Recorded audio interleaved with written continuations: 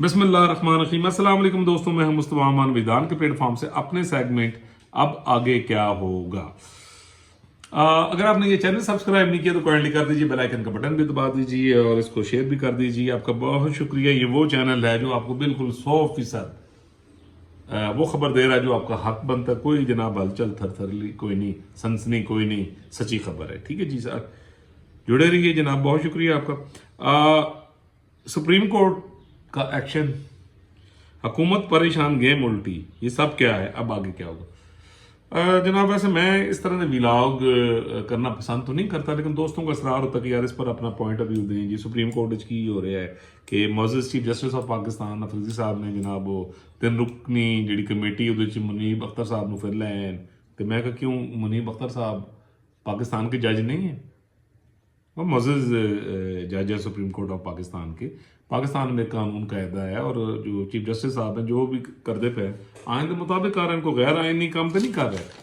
तो उससे जनाब ये है कि अब ये बात यानी की जा रही एक हल्के से, जो तो समझदार या मेच्योर्ड हल्के हैं वो तो इस गल की तस्दीक नहीं कर रहे या नहीं कह रहे, लेकिन ਜਿਹੜੇ खास तौर पर लॉर्डल पार्टी उन्होंने काम बहुत चुकिया है कि जनाब ए होएगा कि जनाब को मंसूर अली शाह साहब आ जाएंगे तो उस तो बाद जनाब सारी अमेंडमेंट्स कल अदम हो जाएंगियाँ और उसके बाद जनाब वो मखसूस सीटों का जो 8 रुकनी जजेस का जो फैसला था, ठीक है जी, जो मेजॉरिटी यानी जजमेंट थी जनाब उस पर यानी इम्प्लीमेंट होगी और ये सारा मिलिया मेट होगा और नवंबर के हुकूमत जी है वो चली जाएगी और जो अफरीदी साहब है जनाब वो हुकूमत के खिलाफ खड़े होंगे। मतलब ये एक जरा परसेप्शन है यानी वो खड़ा किया जा रहा है। अब ये देखना है कि इसमें यानी कितनी सच्चाई है, कितनी पॉसिबिलिटीज़ हैं।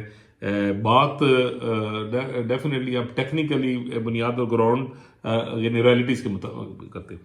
अब जी जहाँ तक बात है चीफ जस्टिस ऑफ पाकिस्तान जनाब मोअज़्ज़ज़ जस्टिस यही अफरीदी साहब, तो डेफिनेटली वो एक बड़े इम्पार्शियल सी पर्सनैलिटी है। उनका जो यानी बैकग्राउंड है और पिछली जो यानी परफॉर्मेंस है वो सबके सामने कि उन पर सबसे बड़ी यानी अल्लाह ताला की बड़ी रहमत है कि वो एक आज़ाद मंच इंसान है और उनके जो फैसले होते हैं वो दूसरों से डिफरेंट होते हैं। अच्छा, लॉजिक्स पेश करते हैं वो, ठीक है जी, और आयन की प्रोविजंस को देखते हैं और फिर उसके मुताबिक जो यानी उनका माइंड सेट होता है वो यानी बता देते हैं। तो आप देख लें कि वो कहीं जितने भी पीछे फैसले आए हैं तो यानी उनके यानी फैसले बिल्कुल एक यूनिक आप कह लें कि यानी डिफरेंट, और फिर उनका कैरियर इस किस्म का है कि कोई भी ये उंगली उठा के ये नहीं कह सकता कि जनाब इन्होंने ट्रेंड किसी तरफ आया, ठीक है जी, क्योंकि न्यूट्रल पाकिस्तान के चीफ जस्टिस हैं माशाल्लाह। तो अब ऐसे है जनाब के मंसूर अली शाह साहब डेफिनेटली वो मोस्ट सीनियर जज थे और पाकिस्तान के बहुत अच्छे जजेस में से एक हैं और मुझे ज़ाती तौर पर आप यकीन कीजिए कि मुझे जस्टिस मंसूर अली शाह साहब की पर्सनैलिटी, उनकी प्रोसीडिंग, अच्छा जितने उन्होंने फैसले फरमाए हैं, तो डेफिनेटली मैं ये समझता हूँ कि मुझे यानी उन पर यानी फ़ख्र है, बहुत अच्छे जज हैं।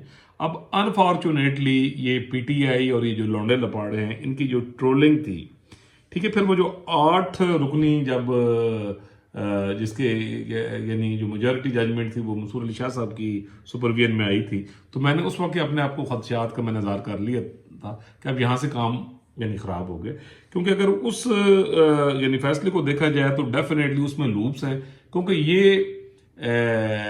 आज पहला शख्स था पूरी दुनिया में जिसने ये कहा था कि फैसला जो मर्जी भी आए, अमेंडमेंट भी होकर रहनी है, अगर किसी की प्रमोशन नहीं होनी, ठीक है जी, तो वो भी रुक जानी है।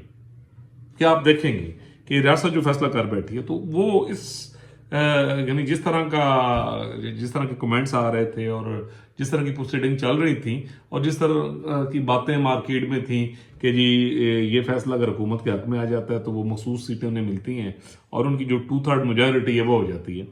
तो उस पर फिर जब मैंने यानी गौर किया, फिर जो खबरें आईं, फिर कुछ हमारे बड़े अच्छे साथी थे यार जिनको मैं बड़ा अप्रिशिएट करता था, बट अनफॉर्चुनेटली मेरा ख्याल है वो अपना रोकड़ा problem is the main problem, subscribers और व्यूज़ बढ़ाने वास्ते उन्होंने फिर जिस तरह का वो रास्ता लिया अनफॉर्चुनेटली, तो उनकी बातें सुनी, अच्छा फिर सबकी सुनी और फिर अपने जब वजदान में किया था तो मैंने ये प्रोडिक्ट किया था कि फैसला कुछ भी आए तो अमेंडमेंट्स भी होनी है और वो सारे मामलात होने हैं। और अगर किसी का रास्ता रुकना है तो वो भी रुकना है, और अगर किसी को एक्सटेंशन मिलनी है, लेट्स सपोज कोई ऐसा सोच है, तो वो भी होकर रहनी है। ठीक है जी।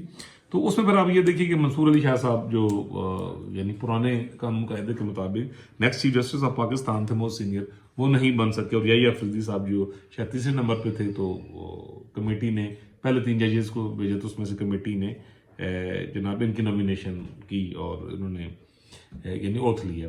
तो उसके बाद जनाब बड़ा रौला पै गया कि जनाब फिर मंसूर अली शाह साहब ने कुछ 1-2 खत लिखे, फिर उन्होंने जो काजी साहब का रेफरेंस था जो सुप्रीम कोर्ट बार ने दी, उसमें उन्होंने नहीं की, और इनकी जो ओथ सेरेमनी थी उसमें भी वो तशरीफ नहीं लाए, वो शायद उम्रा वगैरह करने के लिए गए हैं।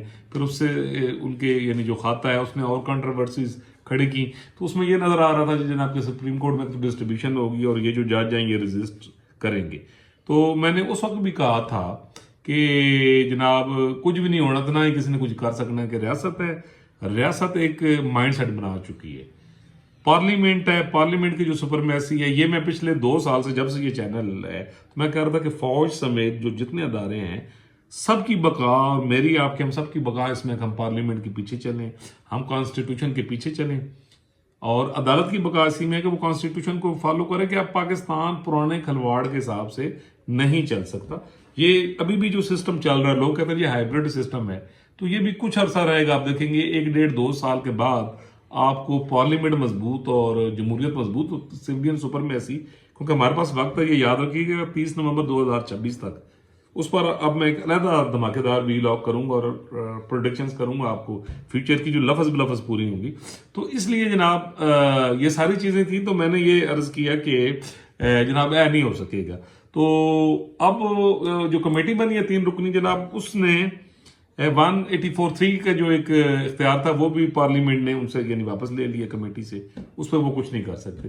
जो कॉन्स्टिट्यूशनल मामलात हैं वो कॉन्स्टिट्यूशनल बेंच जो आजकल में यानी तश्कील पा जाएगा, ठीक है जी। और डेफिनेटली वो जो कमेटी है जुडिशल कमीशन, वो कमेटी है जो जजेस का इंतखाब करती है, उसमें मैक्सिमम डेफिनेटली जो हुकूमत है उसकी मेजॉरिटी है, तो डेफिनेटली वो यानी वही जजेस आएंगे कॉन्स्टिट्यूशनली जो बिल्कुल न्यूट्रल हैं, जो कंट्रोवर्शियल नहीं। अब ये जो 8 जजेस हैं डेफिनेटली ये कंट्रोवर्शियल हैं, तो इसमें से यानी एक आध जज को यानी डाला जा सकता है उस कमेटी में, लेकिन वो जो बेंच बनेगा तो उसमें यानी मैक्सिमम जो होंगे वो बिल्कुल न्यूट्रल और इम्पार्शियल और कॉन्स्टिट्यूशन पे चलने वाले जजेस होंगे। तो फिर जब जितने भी ये मामलात आएंगे, जब वो कॉन्स्टिट्यूशन के मुताबिक प्रोसीडिंग उनकी होगी और जो अपीलें लगी हुई हैं वो आएंगी, तो डेफिनेटली वो जनाब कॉन्स्टिट्यूशन के मुताबिक जब फैसला करेंगे तो सारा कुछ आवाज उड़ जाएगा। तो जनाब ऐसे है कि अब अफरीदी साहब पूरी कोशिश कर रहे हैं कि वो सुप्रीम कोर्ट ऑफ पाकिस्तान को यानी लेके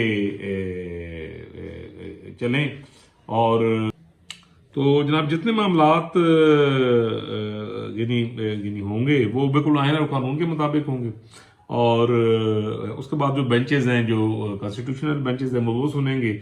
और अब सुप्रीम कोर्ट में सुनने में आ रहा है कि तादाद 23 तक की जा रही है, ताकि जो अवाम के जो हैं जल्द अज जल्द सुप्रीम कोर्ट में जो अपीलें लगी होती हैं उनको यानी किया जाए। तो इस मामले में जनाब हुकूमत की कोई परेशानी नहीं है, हुकूमत जनाब ऐसे करके हुए, ठीक है जी। और हुकूमत अपनी जो हुकूमत के मामलात हैं वो जनाब बड़ी कामयाबी के साथ लेके वो चल रही है, और उसमें कोई यानी ऐसी प्रॉब्लम नहीं है। हाँ, लौंडे लपाड़े उन्होंने आपको ना करना है, बदरा करना है, झूठ बोलना है आपको। अभी आप देखो जो झूठ चौताली ये प्रोग्राम जो चलते रहे हैं पिछले 2 साल से, और ये आज आपको रिक्वेस्ट करके करता रहे कि ना लौंडे लपाड़े ने सुनो, सही लोगों ने सुनो, अपना अकल इस्तेमाल करो, कुछ ऐसे मामलात नहीं होने। और फिर पाकिस्तान का सोचें, देखिए अगर पाकिस्तान की अदालतें कॉन्स्टिट्यूशन के मुताबिक काम करेंगी तो डेफिनेटली पाकिस्तान आगे जाएगा। तो अब हमें भी जो एक सिविलाइज्ड सोसाइटी है यार, उनको हमें करना चाहिए, फॉलो करना चाहिए। और उन बंदे का पुत्र रहा है कि सानू आयन कानून और पार्लियामेंट के पीछे चलना चाहिए।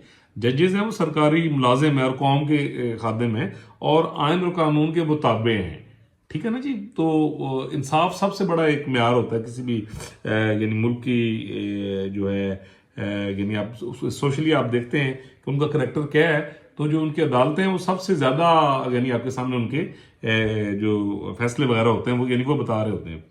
तो इसलिए जनाब मेरी रिक्वेस्ट है कि बिल्कुल परेशान हो जनाब, हुकूमत मजबूत है, रियासत मजबूत है, ठीक है जी।